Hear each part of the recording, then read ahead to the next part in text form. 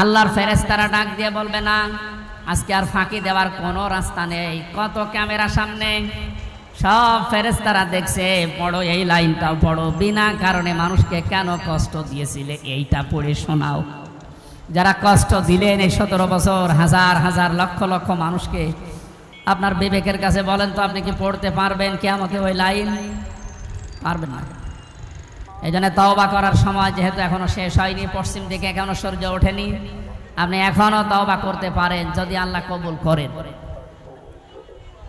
কিন্তু দুঃখজনক হলো সত্য একটা ভয়ঙ্কর তথ্য, আল্লাহু লা ইয়াহদিল কওমাজ যালিমিন, জালিমদেরকে আল্লাহ হেদায়েত দেয় না। আপনার কপালে যে কি আছে, নিজের কপালে আপনি নিজে কোড়াল মেরেছিলেন।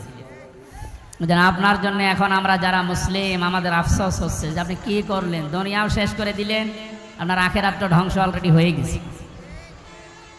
আপনার থেকে আমরা শিক্ষা নিতে চাই, আমাদের বাকি জীবনে যেন আমরা এমন কোনো কাজ না করি যেটা আমি জনগণের সামনে পড়তে পারবো না, ঠিক আছে? তাহলে এই মাহফিল সাকসেস হবে।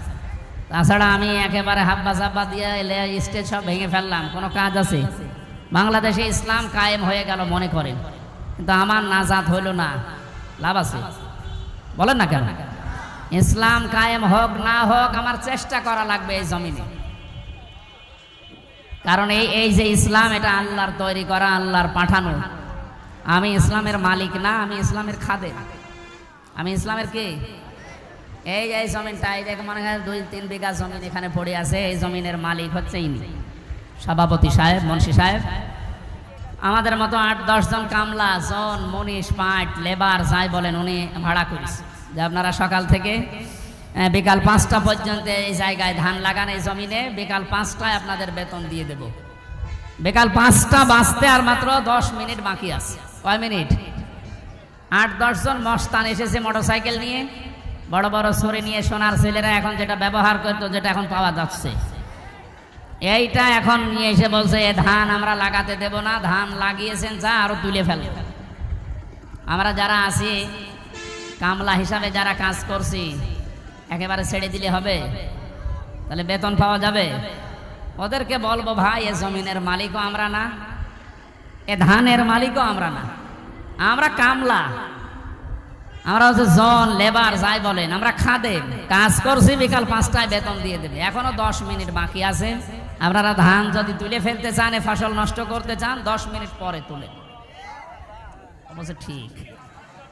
এইরকম কামলা নেওয়া যায় না? ঠিকই বলিস, কারণ জমি তো আমার না, এ ধানও আমার না, তুলে ফেলেন আমার অসুবিধা নেই, 10 মিনিট পরে আমার বেতনটা আগে বিকাল 5টায় নিয়ে নিন।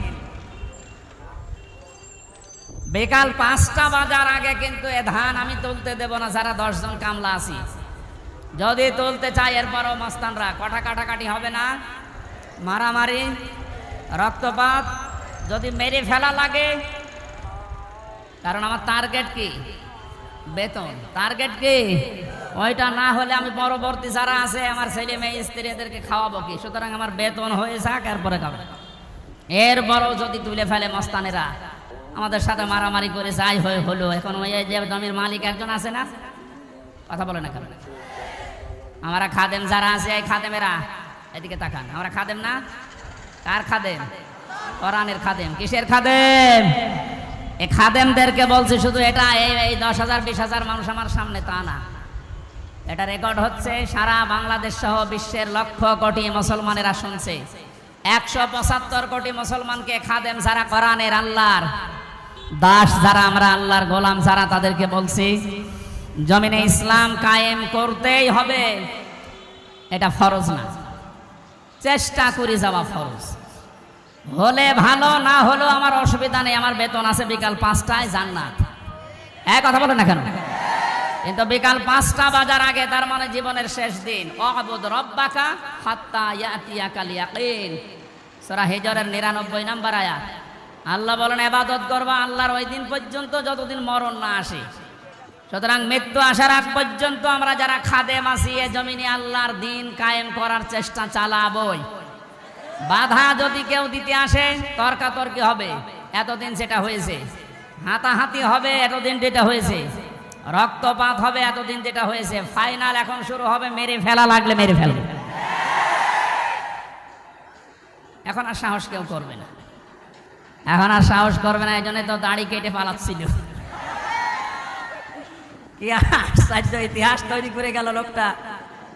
তাহলে বোঝা যাচ্ছে এই দাড়ি এটা মেকি দাড়ি, মানুষকে ধোকা দিয়ে বোকা বানিয়ে কোটি কোটি টাকার মালিক হয়েছে এই দাড়ি দেখিয়ে। নাম দিয়েছে কি? দরবেশ বাবা। এই যদি হয় দরবেশের অবস্থা, বাকি যেগুলো ক্লিন সেফ ওদের চরিত্র কি?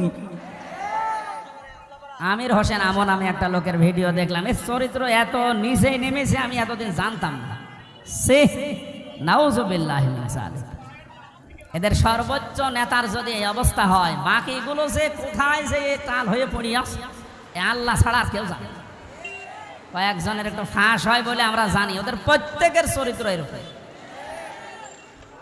বহু মানুষের সাথে মিশে দেখেছি এইটা। একবার চট্টগ্রাম থেকে আসার সময় এক বাসের ড্রাইভার পেছনে বসেছিলাম, বলছিল এই কথা যে কি বলবো, কিছু বলতেও পারি না, সইতেও পারি না। মাঝে মাঝে যখন বাস চালিয়ে যায় মনে করি ওই রকম কিছু পেলে চাপা আগে ওইটা দিতাম। কত রাগ একটা মানুষের তৈরি হলে এ কাজ করতে পারে বলেন তো? যদিও হত্যার পক্ষে আমি না, কিন্তু ঝিনাইদহ শহরে একজনের লাশ দেখলাম টাঙিয়ে জুতা দিয়ে পিটাচ্ছে। একটা মানুষকে কত ঘৃণা করলে লাশ টাঙিয়ে, তা উলঙ্গ করে টাঙিয়ে রেখেছে। এরপরও আপনার লজ্জা হয় না? এরপরও সাপোর্ট করেন জালেমদের। আপনার তো বিবেক মরে গেছে। এতক্ষণ মাওলানা হুসাইন আহমেদ অনেক কথা বলেছে, সর্বশেষ কথা ছিল আয়না ঘর নিয়ে। এই কথা শুনলে অনেকে মনে করছে আয়না ঘর মানে চারিদিকে আয়না দেওয়া। কোনো আয়না নেই, কোনো আয়না নেই। আমি তো রিমান্ডে 10 দিন ছিলাম, কোনো আয়না নেই। যে অবস্থা তৈরি করেছেন আপনি, এর সাথে জড়িত যারা প্রধান থেকে শুরু করে নিম্ন পর্যন্ত, একটাকেও ক্ষমা করার মতো না। কারণ এরা ক্ষমার অযোগ্য হয়ে গেছে। ক্ষমা পাওয়ার জন্য যে যোগ্যতা দরকার এদের ভেতরে সেটা নেই।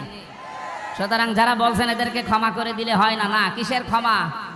আপনি ব্যারিস্টার আরমান, যিনি তার স্ত্রী 8-9 বছর পর্যন্ত অপেক্ষায় ছিল, উনি আজকে একটা ভিডিও বার্তা পাঠিয়েছে যে আমি আশা ছেড়ে দিয়েছিলাম যে আমার পরিবারস্থ লোক মনে হয় আমি আর দেখতে পারবো না, কিন্তু আমার পরিবারের লোক আমার আশা ছাড়েনি।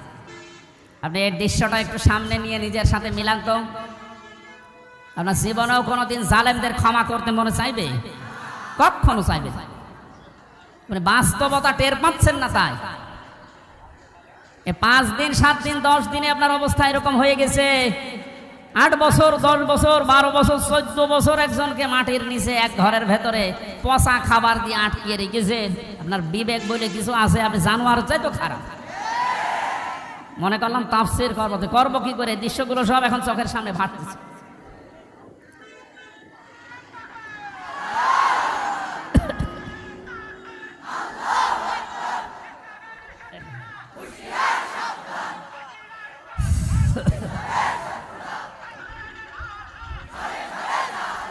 আলহামদুলিল্লাহ ভাই,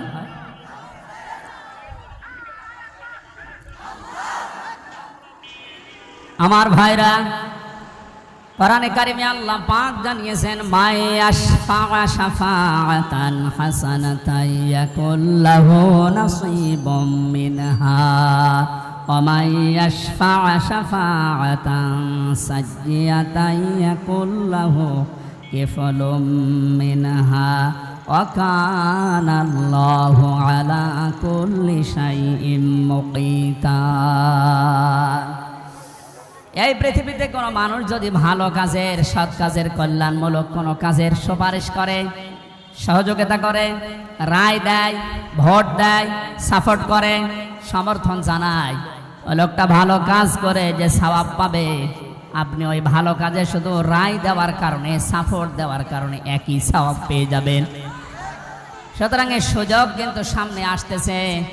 ভালো কাজ করা যায় যে সমস্ত মানুষের দ্বারা, আপনি যদি ওই জায়গায় যেতে না পারেন, যারা ভালো কাজ করবে এদেরকে আপনি অন্তত সাপোর্ট দিয়ে, সহযোগিতা করে, রায় দিয়ে হলেও এগিয়ে যাবেন। লোকটা ভালো ভালো কাজ করে যত সওয়াব কিয়ামতে নিয়ে উঠবে, আপনি শুধু রায় দেওয়ার কারণে কিয়ামতে ওই সওয়াব নিয়ে উঠতে পারবেন। পরবর্তী শব্দ দেখেন, ওমাই ইয়াশফা শাফাআতান সাইয়্যাতান ইয়াকুল্লাহু কিফলুম মিনহা। কোনো মানুষ যদি অন্যায় কোনো কাজ করে আর ওই কাজে যদি কেউ সাপোর্ট দেয়, রায় দেয়, ভোট দেয়, সমর্থন জানায়, খুশি হয়, ওই লোকটা অন্যায় করার কারণে যা পেয়েছে আপনি শুধু খুশি হওয়ার কারণেই তাই পাবেন। এত জুলুম নির্যাতন দেখার পরও যদি কোনো মানুষ জালেমের পক্ষে রায় দেয়, ওই জালেম কিয়ামতে যেভাবে উঠবে আপনাকে আল্লাহ ওইভাবেই তুলবে। যেন আপনাকে আমি বাঁচাতে চাই, আপনি তো অত বড় জালেম না, এই জন্য আপনাকে আমি বাঁচাতে চাই, কোনো জালেমের পক্ষে থাকবেন না। নবীজি বলেন তোমার ভাই জালেম হোক আর মজলুম হোক তাকে সাহায্য করো। সাহাবী বলেন হে নবী, আমার ভাই যদি মজলুম হয় তাকে তো সাহায্য করা যায়, কিন্তু জালেম হলে তাকে সাহায্য করব কিভাবে? নবীজি বললেন তোমার ভাই যদি জালেম হয় তাকে তোমার দায়িত্ব এই জুলুম থেকে ফিরিয়ে রাখা, এইটাই তাকে সাহায্য। সুতরাং জীবন দিয়ে যে মানুষগুলো জালেমের কবল থেকে আমাদেরকে মুক্তভাবে এই দেশে বিচরণ করার সুযোগ দিয়ে গেল, এই মানুষগুলো কিয়ামতের দিন যেন শহীদ এই শব্দ নিয়ে উঠতে পারে, বলেন আমিন।